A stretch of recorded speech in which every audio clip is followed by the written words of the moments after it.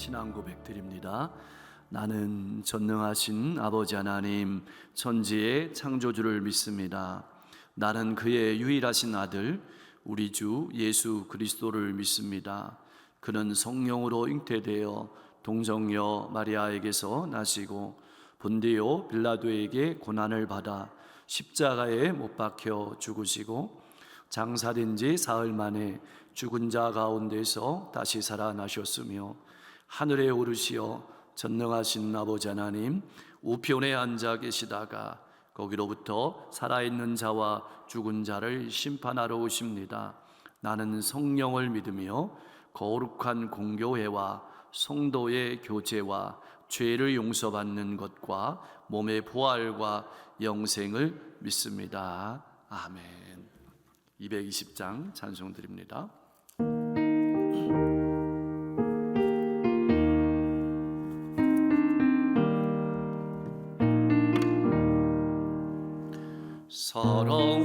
사랑하는 주님 앞에 형제자매 한자리에 그 시간에 생각하며 즐거운 찬송 부르네. 내 주 예수 본을 받아 모든 사람 내 몸같이 환난 근심 위로하고 진심으로 사랑하세. 사랑하는 주님 앞에 온갖 정성 다 바쳐서 괴로우나 즐거우나 주님만 힘써 섬기네. 우리 전에 거룩한 손 제자들의 발을 씻어 남 섬기는 종의 도를 몸소에게 보이셨네. 사랑하는 주님 예수 같은 자로 섬겨나네. 한 피마다 한 몸이로 형제여 친구들이요 한 몸같이 친밀하고 마음으로 하나 되어 우리 전에 크신 뜻을 지성으로 준행하세.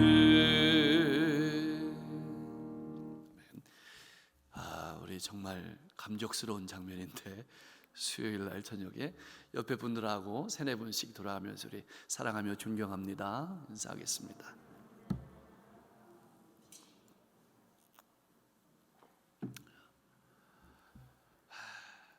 꿈인지 생신지 모르겠습니다. 정말 신년 특별 새벽기도회 다음 주 새벽에 5일 합니다. 여러분 기도하시면서 또 이 한 해를 위해서도 기도하시고 또 우리 교회나 또 시대를 위해서도 기도해 주시기를 바랍니다. 금주의 암송 말씀 같이 하겠습니다. 그런즉 너희는 먼저 그의 나라와 그의 의를 구하라. 그리하면 이 모든 것을 너희에게 더하시리라. 마태복음 6장 33절 말씀. 아멘. 오늘 말씀은 요한복음 13장입니다. 1절부터 17절의 말씀 우리 한 목소리로 합독을 하겠습니다. 13장 1절부터 17절의 말씀 같이 합독하겠습니다. 6월절 전에 예수께서 자기가 세상을 떠나 아버지께로 돌아가실 때가 이룬 줄 아시고 세상에 있는 자기 사람들을 사랑하시되 끝까지 사랑하시니라. 마귀가 벌써 시몬의 아들 가롯 유다의 마음에 예수를 팔려는 생각을 넣었더라. 저녁 먹는 중 예수는 아버지께서 모든 것을 자기 손에 맡기신 것과 또 자기가 하나님께로부터 오셨다가 하나님께로 돌아갈 것을 아시고 저녁 삽수시던 자리에서 일어나 겉옷을 벗고 수건을 가져다가 허리에 두르시고 이에 대야에 물을 떠서 제자들의 발을 씻으시고 그 두르신 수건으로 닦기를 시작하여 시몬 베드로에게 이르시니 베드로가 이르되 주여 주께서 내 발을 씻으시나이까. 예수께서 대답하여 이르시되 내가 아는 것을 내가 지금은 알지 못하나 이후에는 알리라. 베드로가 이르되 내 발을 절대로 씻지 못하시리이다. 예수께서 대답하시되 내가 너를 씻어주지 아니하면 내가 나와 상관이 없느니라. 시몬 베드로가 이르되 주여 내 발뿐 아니라 손과 머리도 씻어 주옵소서. 예수께서 이르시되 이미 목욕한 자는 발밖에 씻을 필요가 없느니라. 온몸이 깨끗하니라. 너희가 깨끗하나 다는 아니니라 하시니 이는 자기를 팔 자가 누구인지 아심이라. 그러므로 다는 깨끗하지 아니하다 하시니라. 그들의 발을 씻으신 후에 옷을 입으시고 다시 앉아 그들에게 이르시되 내가 너희에게 행한 것을 너희가 아느냐. 너희가 나를 선생이라 또는 주라 하니 너희 말이 옳도다. 내가 그러하다. 내가 주와 또는 선생이 되어 너희 발을 씻었으니 너희도 서로 발을 씻어주는 것이 옳으니라. 내가 너희에게 행한 것 같이 너희도 행하게 하려 하여 본을 보였노라. 내가 진실로 너희에게 이르노니 종이 주인보다 크지 못하고 보냄을 받은 자가 보낸 자보다 크지 못하나니 너희가 이것을 알고 행하면 복이 있으리라. 아멘.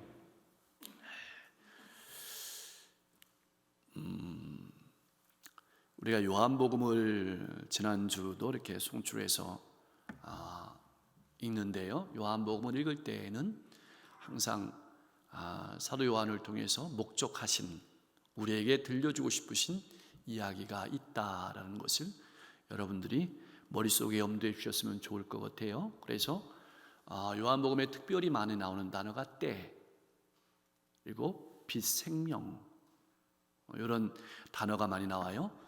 그래서 지금이 어느 때냐 이런 말씀을 우리에게 던지시는 질문이기도 해요. 그래서 우리가 늘 때를 분별할 줄 아는 신앙인이 되게 해달라고.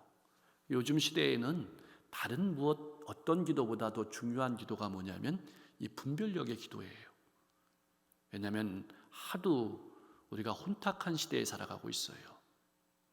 제가 그 운동을 하다가 이렇게 보면 뿌여진 물이 들어오는데 시간이 더 오래 걸리는 것 같아요. 이렇게 보면 한번 장마고 나가고 나면 예전에는 금방 며칠 만에 돌아왔는데 요즘에는 그렇지 않은 것 같아요. 그래서 보기가 어려운 것처럼 시대도 마찬가지로 때에 관한 예수님께서는 정확하게 지금이 어느 때인지 그 시간표대로 움직였어요. 그래서 예수님께서 우리가 잘 아는 것처럼 가나의 혼인잔치 표지판에 대한 얘기도 많이 드렸죠. 그 할 때 물이 떨어졌습니다. 포도주가 떨어졌습니다. 그 여자여 아직 내 때가 아닙니다. 때가 아니다는 얘기죠. 때는 이제 아버지께 돌아갈 때가 아니다.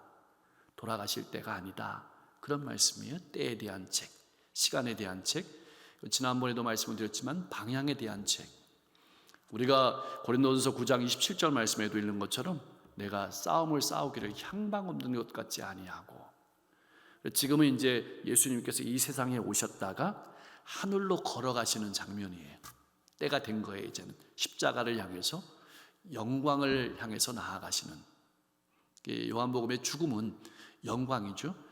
죽음으로 말미암아서 우리를 구원하시는 하나님께 영광이 되는 영광의 시간이기도 하고, 방향에 대한 그런 책임을 여러분들이 꼭 기억하시면서 13장 말씀부터 17장 말씀까지는 이 제자들을 향한 특별히 보여주시는, 오늘 말씀도 말로 가르치는 것보다 삶으로 보여주는 사역이 중요하다, 이런 말씀을 우리에게 던져주고 있는 것 같아요. 여러분들이 우리가 오늘 신앙의 삶을 살아가면서 알긴 다 알죠. 그런데 아는 거를 삶으로 얼마나큼 보여주느냐. 사실 이제 이것이 이 기독교의 힘이기도 하고 우리의 힘이기도 하고 우리 교회의 앞날이기도 해요. 내가 알고 있는 것을 삶으로 얼마나 보여줄 수 있느냐. 그래서 1세기 문화에 보면 1세기의 2000년 전의 문화로 보면 예수님께서 제자들의 발을 씻어주시는 일은 상상할 수 없는 일입니다. 어떤 일이라고요? 상상할 수 없는 일이에요. 우리가 세족식을 자주 하다 보니까 그런 생각을 하시면은 이 말씀이 이해가 안 됩니다. 그렇죠? 나는 목사님들 했는데 그러면 이해가 안 돼요, 말씀이. 2000년 전에 이 장면은 도저히 상상할 수 없는 장면입니다. 그거는 유대인들도 마찬가지고 그리스인 헬라인들도 마찬가지고 로마인들도 마찬가지예요. 세계 어느 문화에서도 윗사람이 아랫사람의 발을 씻어준다? 그거는 상상할 수 없는 얘기입니다. 근데 이 그림 속에 보면, 오늘 우리가 읽은 그림 속에 보면 예수님이 웃옷을 벗고 발을 씻어줄 때 다른 제자들이 나도 하겠습니다 하고 나서는 사람이 한 장면도 없죠. 그건 왜냐하면 이건 문화적인 보통 충격이 아닌 거예요. 이거는 상상할 수 없는 얘기입니다. 이게 지금 상상할 수 없는 장면이 벌어진 거예요. 기독교인이라는 게 뭐냐면, 크리스찬이 뭐냐, 정의가 그리스도인의 정의가 뭐냐면 상상할 수 없는 일을 하는 게 그리스도인인 겁니다. 세상 사람이 볼 때에는 문화 충격을 받아야 되는 거예요. 그 말씀을 성경이 우리에게 하고 있는 거예요. 그래서 속담에, 격언에 그런 속담이 있다는 것 같아요. 책에 보니까 이런 게 있어요. 행동은 말보다 더 큰 소리로 이야기한다. 말로 이기는 건 오래 못 가죠. 삶으로 이겨야죠. 그리고 삶으로 이야기하는 것만이 남게 되죠. 이 백날 열심히 우리가 많이 말을 해도 부모가 자녀의 거울이죠. 보여주는 그대로. 자녀가 어느 날 욕을 배워왔어요. 어디서 배워왔냐면 학교 가서 배워왔죠. 학교는 부모에게서 배워왔죠. 어느 부모에게서 나온 거죠. 우리가 삶으로 이야기하는 것이 큰 소리로 이야기하는 것보다 낫다라는 얘기죠. 그러니까 제자들이 자원해서 발을 씻어주겠다고 하지 않은 것도 문화적으로 보면 우리가 이해될 수 있는 이야기입니다. 그래서 예수님의 섬김을 오늘 우리가 말씀을 들어가기 전에 몇 가지로 생각해 볼 수 있는데, 첫 번째로는 뭐냐면 사랑의 표현이에요. 사랑의 표현. 두 번째로는 구원의 그 정결케 하시는 사역을 상징하는 거죠. 씻어주는 그 사역은 예수님이 죄를 씻어주시는 그것을 상징하는 그 장면. 그리고 또 하나는 뭐냐면 삶의 모범입니다. 모범. 그래서 말씀을 드렸어요. 여러분 아마 11월 달에 월삭할 때 그런 그 말씀을 2달 반 전에 걸 기억하시는지 모르겠지만, 그때 그런 말씀을 드렸어요. 그리스도인들의 두 가지 기초에 대해서 말씀을 드렸는데, 하나가 덕이고 하나가 본이었습니다. 그래서 덕은 뭐냐면 디딤돌이 되어주는 거거든요. 믿음의 선배들이 가는 게 디딤돌이 되는 거예요. 그 디딤돌을 밟고 후배들이 가는 게 뭐냐면 덕을 끼친다 그러는 거죠. 그래서 우리가 교회 안에서나 선교회 안에서 할 수 있는 게 뭐냐면 이 덕을 끼치는 거예요. 후배 신앙인들이 나를 밟고 더 높은 곳으로, 더 멀리 나아갈 수 있도록 이게 디딤돌, 이게 덕을 끼친다는 얘기죠. 본이 된다. 사도 바울이 나를 본받으라 했을 때 참 교만한 말 같은데, 나를 본받으라는 말은 자기가 지금 예수님을 따라가니까 너희들도 나를 따라서 예수님을 따라가는 인생이 되라는 얘기거든요. 그래서 옷을 뜰 때 본을 뜨고 본을 뜬다 그러잖아요. 그죠? 그 기준이 된다는 얘기죠. 저 목사님만 보면, 또 장로님만 보면, 권사님만 보면, 집사님만 보면, 성도님만 보면 기준이 된다. 내 삶의 기준이 된다. 저리 따라가면 되겠다. 롤 모델. 그 말씀을 드린 겁니다. 그래서 본이 되다, 본을 보였다, 그렇게 말씀하시는 거거든요. 6월절 전에 예수께서 자기가 세상을 떠나 아버지께로 돌아가실 때가 이른다. 아버지께로 돌아가실 때, 십자가에 달려 돌아가실 때 성육신의 목적을 이루실 때, 그때가 됐다는 말이에요. 아시고라는 말은 우리가 인간인지라 성경 말씀을 읽을 때 저도 그래요. 안경이 있어요. 어떤 안경이냐면 인간적인 안경이 있는 거예요. 문화적인 안경이 있고, 인간적인 안경이란 게 뭐냐면 인간적인 측면에서 자꾸만 성경을 보려고 그래요. 그러니까 어떤 게 되냐면 성경책이 자꾸만 윤리적인 책이 될 수 있어요. 그거 아니거든요.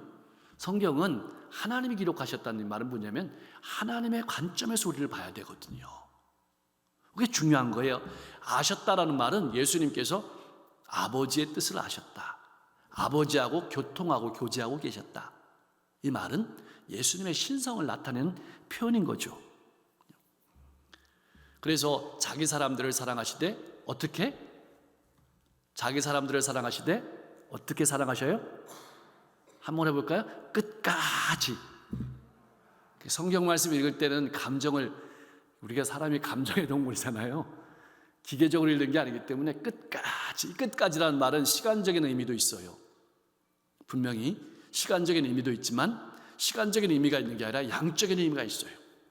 그 말은 무슨 말이냐면 최대한으로 충분히 사랑하시는 거죠. 그래서 산상수훈 말씀에도 오리까지 가고자 하는 자에게 얼마까지? 심리까지. 겉옷을 달라는 자에게 속옷까지. 오룻밤을 치는 자에게 왼밤까지. 이 기준을 내게서 옮기라는 얘기죠. 이해가 되시죠? 나라는 기준을 가지고 보면은, 세상적인 기준을 가지고 보면 그것만 해줘도 잘한 거죠. 제가 아까 그리스도인은 상상할 수 없는 일을 하는 사람이라는 거죠. 그죠? 우리 인간적인 관점에서 보면, 우리가 살아가는 이 세대의 문화에서 보면, 오리까지 가고자 하는 자에게 한 3리까지만 가줘도 훌륭해요. 안 가주는데. 그렇잖아요. 오리까지 가주면 대단한 거죠. 그런데 10리까지 가주면 그게 충분히. 그러니까 이 끝까지라는 표현 속에 예수님께서 자기에게 맡기신 사람들을 사랑하신다, 끝까지라는 표현 속에는 시간적인 의미도 있지만 최대한 충분히 이런 의미가 여기에 담겨 있는 겁니다. 그래서 여러분들이 교회 안에서나 또 교회 밖에서 사람들을 사랑하실 때 이 끝까지라는 말씀을 여러분 마음의 화랑에다가 그림으로 담아두시고 살아가시길 바랍니다. 2절 말씀에 보니까 마귀가 벌써 시몬의 아들 가룟 유다의 마음에 예수를 팔려는 생각을 넣었다. 여러분, 모든 사건의 배후에는 사단이 있죠. 근데 여러분, 우리가 중요한 것이 뭐냐면 틈을 보이지 않아야 되는데 마귀는 틈을 노려요. 그래서 연말 연초에 우리가 기도해야 되는 많은 기도의 제목들이 있지만 특별히 감정에 대한 기도를 많이 해야 됩니다. 왜냐하면 연말 연초는 쉽게 속상해요. 연말이 되면 찬바람이 불어오고 올해 뭐 했나 쓸쓸하고 그러다 보면 작은 말 하나에도 토라질 때가 많아요. 연초도 마찬가지고. 그래서 조그만한 탐욕이 들어오게 되면 유다의 마음속에는 탐욕이 들어왔죠. 거기뿐만 아니에요. 미움, 시기도 마찬가지고 불평도 마찬가지고 그 원망이 애굽에서 이스라엘 백성들이 나올 때 그 원망, 불평을 하니까 아니 그 시대에 인터넷이 있는 시대도 아닌데 하룻밤에 다 그냥 모든 백성이 다 울어버리는 거예요. 얼마나 쉽게 퍼지는지. 이게 다 못 가겠다는 거죠. 다 뒤로 넘어지는 거예요. 그 원망의 속도가 얼마나 빠른지 몰라요. 우리 생각의 속도보다 인터넷 속도보다 훨씬 더 빠르죠. 마귀가 그렇게 틈을 타는 거죠. 그래서 여러분, 우리가 신앙생활 하면서 자녀 앞에서나 또 사람들 앞에서 불평의 얘기, 원망의 얘기는 무서운 얘기입니다. 나도 그렇지만 다른 사람도 무너지게 하는, 그게 먹잇감이에요. 사단의 먹잇감. 그래서 여러분들이 꼭 그걸 경계하며 살아가시길 바랍니다. 3절 말씀에 보니까 모든 것을 자기 손에 맡기셨다라는 말은, 우리가 마태복음 28장 말씀에 보니까 예수님께서 모든 권세, 그렇게 하죠. 아버지께서 내게 맡기셨다. 내가 너에게 명하는 너희는 가서 모든 족속으로 제자를 삼아. 그렇게 위임 명령이 나오는 거죠. 하나님께로부터 오셨다가 하나님께로 돌아갈 것을 아시고. 4절 말씀에 같이 한번 읽어보겠습니다. 저녁 잡수시던 자리에서 일어나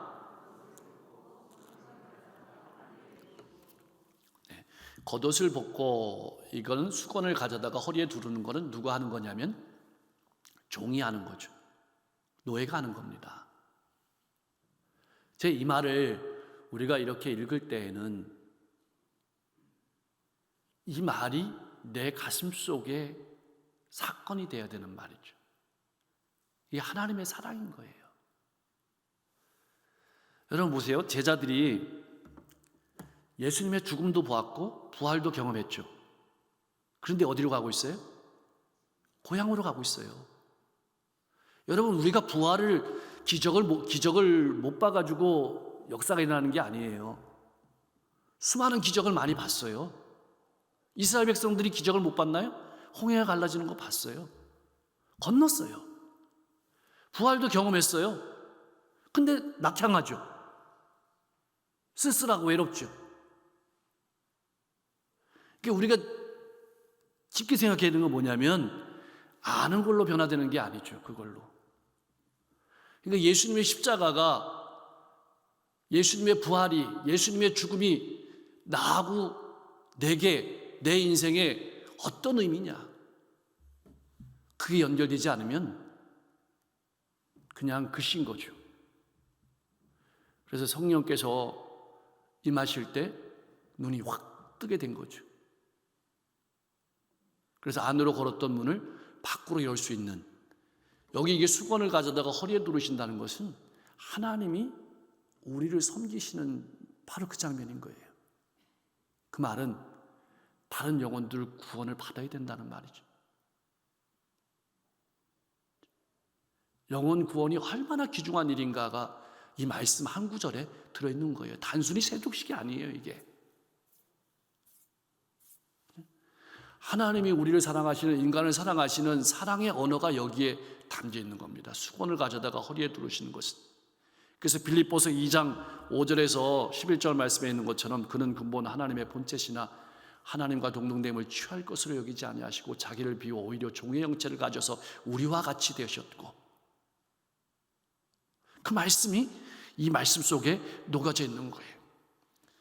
그러니까 여러분, 이 허리에 두르시고 제자들의 발을 씻기기 전에 제자들이 지금까지 뭐 했냐면 예수님을 따라다니면서 누가 크냐 이거 했어요. 아주 때마다 조금 지나면 또 누가 크냐 얘기하고, 조금 지나면 누가 크냐 얘기하고. 누가 크냐라는 얘기는 오늘도 우리가 살아가는 삶의 현장에서 싸우고 있는 얘기예요. 우리 이야기도 해요. 누가 크냐, 누가 먼저냐, 이거 싸우고 있는 거거든요. 이게 얼마나 잘못된 것인가를 우리에게 보여주는 장면이죠. 그리고 또 하나는, 나는 정치적인 메시아가 아니다. 정치적인 메시아는 이렇게 안 하거든요. 세속적인 군주는 이렇게 이렇게 안 해요. 세상적인 왕은 이런 거 안 해요. 높은 자리에 앉아서 통치하려고 그랬지 내려와서 섬기는 거 안 하거든요. 예수님이 누군지 얘기하시는 장면이죠. 예수님이 나는 정치적인 메시아가 아니다. 나는 죄와 죽음에서 구원하러 온 구원자다, 그리스도다, 메시아다. 그리고 자기를 낮추시고 버림으로써 너희를 위해서 내 몸을 내어줌으로 죄를 사러 왔다. 죄를 깨끗하게 하시는 주님이시다 라는 것을 이 세족이 나타내고 있는 의미라는 말이죠. 이에 대야의 물을 떠서 제자들의 발을 씻으시고 두르신 수건으로 닦기를 시작하여, 이 말은 씻으시고 닦고 이걸 계속 하셨다는 표현이고요. 시몬 베드로에게 이르시되 베드로가 이르되 주여 주께서 내 발을 씻으시나이까. 그러니까 여러분, 성경 말씀에 보면 대화가 안 통하죠. 지금 대화가 안 통하는 거예요. 근데 대화가 통할 때 하나님의 놀라운 역사가 일어나는 거죠. 말씀이 우리 삶 가운데 성육화되는 거죠. 그런 인생의 전환점들이 여러분의 삶 가운데 가득하기를 소망합니다. 그래서 그 말씀이 내 가슴 속에 정말 불을 일으키죠. 그 불을 일으키면 뛰지 않으면 견딜 수가 없는 거예요. 뛰지 않으면, 전하지 않으면 견딜 수 없다는 표현이 바로 거기 있는 거죠. 내 가슴 속에 불이 있어가지고 불이 타니까 전하지 않으면 견딜 수 없는 마음. 그런 체험들이, 그런 삶의 모습들이 우리 삶 가운데 가득하기를 소망합니다. 베드로는 구원받지 못한 사람들의 언어를 얘기하고 있는 거죠. 그 말은 무슨 말이냐면, 주께서 내 발을 씻으시나이까. 만약에 이 의미를 알았다면, 그 의미를 못하는 거죠. 그러니까 무슨 말이냐면, 자기 스스로 구원할 수 있다, 스스로 구원할 수 있다는 그런 생각에 빠지죠. 그래서 씻음을 거부하는 거죠. 이게 베드로가 상징하는 것을 나타낸다는 말씀을 드린 거죠. 7절 말씀에 보니까 예수님께서 이르시되 내가 하는 것을 내가 지금은 알지 못하나 이후에는 알리라. 알리라. 누가 임하셔야 하는 거예요? 성령이 임하시면 알게 되는 거예요. 그래서 복음의 증인이 되는 거예요. 이걸 아니까. 그러니까 모르면 단순히 눈에 보이는 것밖에 안 보이는 거죠. 인간적인 언어와 하나님의 언어가 서로 기찻길처럼 안 만나요. 만나야 되는데, 안다는 말은 오직 성령이 너에게 임하시면 너희가 권능을 받고, 예수님께서 숨을 내쉬면서 제자들에게 하시는 말씀은 성령을 받으라, 성령을 받으라, 예루살렘을 떠나지 말고 성령을 받을 때까지 기다리라 말씀하시는 장면을 우리가 기억해야 되는데, 8절 말씀에 같이 한번 읽어봅니다. 시작. 베드로가 이르되 내 발을, 예수께서 대답하시되 내가 너를 씻어주지 않으면 내가 나와 상관이 없다. 예수님의 보혈이 아니면 죄를 용서받을 길이 없다. 이런 말씀이죠. 다시 한번 말씀드리면, 예수님의 보혈이 아니면 죄의 용서를 받을 수 없다. 내가 너를 씻어주지 않으면. 이 말씀인 거죠. 상관이 없다라는 것은 목이 없다라는 거죠. 유업이 분깃이 없다, 유업이 없다. 그러니까 베드로가 뭐라냐면, 내 발뿐 아니라 손과 머리도 씻어 주옵소서. 유업은 많이 받고 싶은 거예요. 그게 잘못된 건 아니죠. 유업을 많이 받고 싶죠. 많은 몫을 받고 싶죠. 그래서 많이 씻으면 많은 몫을 가진다고 생각하는데, 여기서 씻는 것은 그건 아니죠. 그래서 10절 말씀에 보니까 예수께 이르시되 목욕한 자는 발밖에 씻을 필요가 없다 라는 말은 무슨 말이냐면, 세례로 표현하면 세례는 한 번으로 충분한 거죠. 그래서 죄의 고백은 우리가 수시로 해야겠지만, 그러면서 온몸이 깨끗하니라, 깨끗하다는 표현에는 하나님의 자녀는 변함이 없다, 그런 말씀을 하신 거예요. 11절 말씀에 보니까 이는 자기를 팔자가 누구인지 아심이라. 아심이다라는 말 속에 보니까 예수님께서는 이미 다 알고 계셨는데 지금까지 계속 가룟 유다에게 기회를 주시는 거죠. 그게 사랑이. 오늘 우리가 삶을 살아가면서도 이런 주님의 모습들, 그래서 인간은 믿음의 존재가 아니라는 말이 사랑의 존재인 거죠. 끝까지 사랑하는.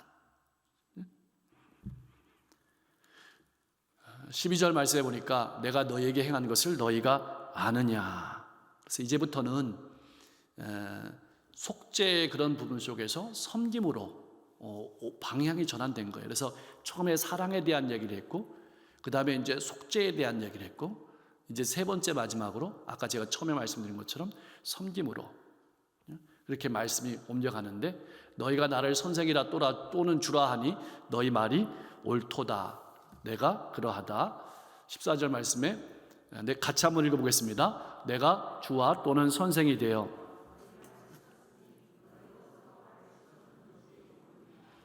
그러니까 우리가 예수님을 주님이라고 고백하지 않습니까? 주님이라고 고백하는 의미 속에는 바로 이것이 이제 남의 얘기가 아닌 거예요. 우리의 이야기인 거죠. 그래서 예수님께서 물으시는 거죠. 너희는 나를 누구라 하느냐. 이 물음이 그냥 예수님은 그리스도입니다, 이거 듣기 위해서 물으시는 물음이 아닌 거예요. 이 사건이 우리의 사건이 되어야 된다는 말씀인 거죠. 그 상상할 수 없는 일을 하는 주인공이 너희가 되어야 된다는 거예요. 세상이 감당할 수 없는, 세상이 볼 때는 충격적인 일인 거죠, 이거. 이런 가치관을 가지고 살 사람이 바로 너희다. 거기에 예수님을 주님이라고 고백하는 의미가 담겨 있다라는 말이 여기에 있는 거죠. 그러니까 서로 발을 씻겨줄 의무가 있다라는 거예요, 우리에게. 서로 발을 씻겨줄 의무가 있다. 누가? 선생님이 제자를.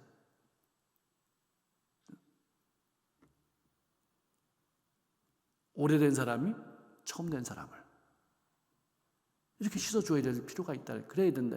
그렇게 해야 되는 그런 의무가 있다라는 거예요. 그래서 성도에게는 봉사와 섬김이 선택이 아니고 의무예요, 사실은.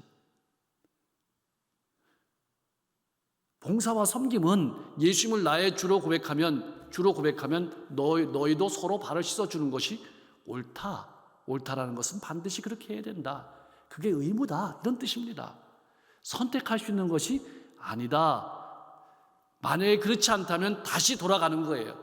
너희는 나를 누구라 하느냐? 그 질문으로 돌아가야 되는 거죠. 다시 예수님의 십자가의 자리로 돌아가야 된다라는 말을 하는 말에 되짚어 보면 15절 말씀에 내가 너희에게 행한 것 같이 너희도 행하게 하려 하여 뭐를 보였다? 본을 보였다. 아까 말씀을 드렸습니다. 그래서 본이라는 것은 눈 아래 놓아서 보여주는 거예요. 그러니까 아까도 말씀드린 건 기준을 보여주는 거죠. 기준 하면 그래서 권사님을 기준으로 하고 해쳐 모여 또 벌려 할 때 기준이 움직이면 안 되죠. 그 기준을 놓아주는 거예요. 기준이 흔들림 없이 기준이. 그래서 눈 아래 놓아 보여주는 것을 기준이라고 그러는 거예요. 그러니까 사람들이 초신자가 따라오도록 눈 아래 놓아서 보여주는 거예요. 본인 거예요. 근데 뭘로 보여주냐면 내 삶으로 이렇게 길을 따라와라. 그 기준을 보여주는 거죠. 기준을. 우리가 보여줘야 될 것들이, 살아가야 될 것들이 그거죠. 예수님께서 하신 일을 보고 그 예수님의 삶을 따라가는 것이 바로 우리가 제자된 사람의 삶이다라는 것을 말하는 겁니다. 그것을 알고 살아가실 수 있기를 소망합니다. 16절 말씀 같이 한번 읽어보겠습니다. 내가 진실로 너에게 이르노니 종이 주인보다 크지 못하고 보냄을 받은 자가 보낸 자보다 17절 말씀도 같이 읽어보겠습니다. 너희가 이것을 알고 행하면 복이 있으리라. 아멘. 이 말은 이런 얘기예요. 섬김과 봉사를 부끄럽게 여긴다라면 누가 누구보다 크다는 얘기예요. 내가 예수님보다 크다라는 얘기예요. 무서운 얘기인 거죠. 다시 말하면 섬김과 봉사를 부끄럽게 여기면 안 된다. 그건 마땅한 바다. 그러면서 본을 보여주는 거예요. 이렇게 살아가라. 오늘 시대 우리가 모두 예수님의 것임을 명심하고 살아가야겠죠. 주님의 제자이고 주님의 보내심을 받은 사람들이다. 이 시대에 보내심을 받은 주님의 제자임을 기억하고 보냄을 받은 자가 보낸 자보다 크지 못하나니 보내신 자가 겸손히 섬기는데 보내심을 받은 자가 섬김을 외면해서는 안 된다. 이 사실을 기억하고 암과 삶이 하나 되는 여러분과 저의 삶이 될 수 있기를 소망합니다. 그래서 오늘 말씀 가운데서 우리가 몇 가지 때에 대한 말씀도 드렸고 방향에 대한 말씀도 드렸고 그리고 아까 사랑 처음 할 때 사랑에 대한 모습, 그죠? 끝까지 사랑한다. 그리고 풍성하게 사랑한다. 죄의 속죄에 대한 그리고 본에 대한 그런 말씀을 모범에 대한 말씀을 드렸습니다.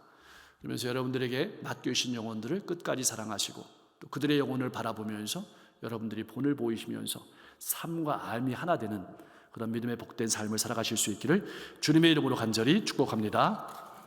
하나님 은혜와 사랑을 생각할 때마다 감사합니다. 오늘 저희들 주님의 전으로 불러주셔서 예배할 수 있도록 축복하시니 감사합니다. 시대가 어렵습니다. 때가 어렵습니다.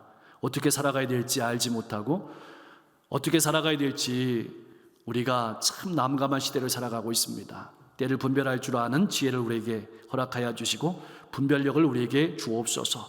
방향을 밝히 바라보게 도와주시고 우리에게 맡기신 또 우리가 만나는 모든 영혼들, 맡겨주신 모든 영혼들을 사랑할 수 있는 신앙인 되게 도와주옵소서. 내 사랑이 아니라 하나님이 우리에게 보여주신 그 사랑, 십자가의 사랑으로 사랑하며 살아가게 도와주시고 풍성히 사랑하게 도와주시고 끝까지 사랑하게 도와주시고 충분히 사랑하게 도와주시고 제한 없이 사랑하며 살아갈 수 있도록 축복하여 주옵소서. 이 시대에 죽어져간 영혼들을 바라보는 주님의 마음을 우리에게 허락하여 주셔서 영혼들을 불쌍히 여기는 마음을 우리에게 허락하여 주시고 주님을 더 깊이 알아가고 닮아가고 따라가고 아버지 많은 사람들에게 덕이 되고 본이 되는 삶을 살아갈 수 있도록 축복해 주옵소서. 아버지가 연말 연초에 우리의 감정이 또 우리의 삶이 무너지지 않도록 주여 지켜주시고 우리 마음 가운데 있는 욕심 또 비교 또 원망 시기 질투 다 내려놓게 도와주시고 마귀가 틈 못하게 하옵소서. 어려운 시대에 성도님들이 살아가고 있습니다. 우리 성도들의 삶을 지켜주실 때 영육간의 강건함을 허락하여 주시고 늘 가정이 행복하고 화목하게 도와주시고 사업장을 지켜주셔서 이 어려운 시대에 아버지 잘 이겨내고 힘있게 걸어갈 수 있도록 축복해 주시고 자녀들의 앞길을 활짝 열어주실 때 취업의 문도 결혼의 문도 무엇보다 믿음의 문도 관계의 문도 활짝 열어 주옵소서. 우리는 이렇게 마음껏 예배하지만 예배드리고 싶어도 나오지 못하는 많은 성도님들이 있습니다. 어느 곳에 있든지 있는 곳에서 예배할 때 하나님 받으시고 저들의 모든 마음과 삶을 축복하여 주옵소서. 병석에 있는 환우들 친히 신방하여 주셔서 몸과 마음을 깨끗하게 하여 주시고 온몸이 따뜻하고 또 아버지 더위와 추위에도 등이 잘 감당할 수 있어서 제한 없이 활동하며 제한 없이 믿음 가운데 살아가도 부족함이 없도록 축복해 주옵소서. 10의 1제물 올려드립니다. 감사의 예물 있습니다. 서원의 예물 있습니다. 주일 예물 있습니다. 그 밖에 많은 예물들이 있습니다. 아버지 드린 모든 마음을 받으시고 저들의 삶 가운데 축복하실 때 저들의 모든 삶의 창고에 채워주시고 마음의 창고에 채워주시고 인생의 창고에 채워주셔서 일평생 감사가 끊어지지 않고 기도의 제목마다 응답되게 도와주시고 기쁨과 감사가 넘치는 삶으로 수많은 영혼들의 발을 씻겨주고 또 수많은 영혼들을 사랑하며 섬기며 살아가는 행복한 인생이 되게 도와주시고 귀한 예물을 통해서 이 지역과 시대의 수많은 영혼들이 주님께 돌아온 놀라운 역사가 있어질 수 있도록 축복하여 주옵소서. 이 밤에도 우리 모든 성도님들의 삶을 지켜주시고 우리 교회를 지켜주셔서 아버지 이 지역과 시대와 민족을 위해서 더 크게 쓰임받는 믿음의 재단 될 수 있도록 복내려 주옵소서. 이 시대와 이 지역과 민족과 세계 열방을 위한 담임 목사님을 속히 세워주시고 우리 교회가 오늘까지도 복되었지만 앞으로 더 복된 교회가 될 수 있도록 축복해 주옵소서. 예수님의 이름으로 간절히 기도하옵나이다. 아멘. 하늘에 계신 우리 아버지의 이름을 거룩하게 하시며 나라가 오게 하시며 아버지의 뜻이 하늘에서와 같이 땅에서도 이루어지게 하소서. 오늘 우리에게 일용할 양식을 주시고 우리가 우리에게 잘못한 사람을 용서하여 준 것 같이 우리 죄를 용서하여 주시고 우리를 시험에 빠지지 않게 하시고 악에서 구하소서. 나라와 권능과 영광이 영원히 아버지의 것입니다.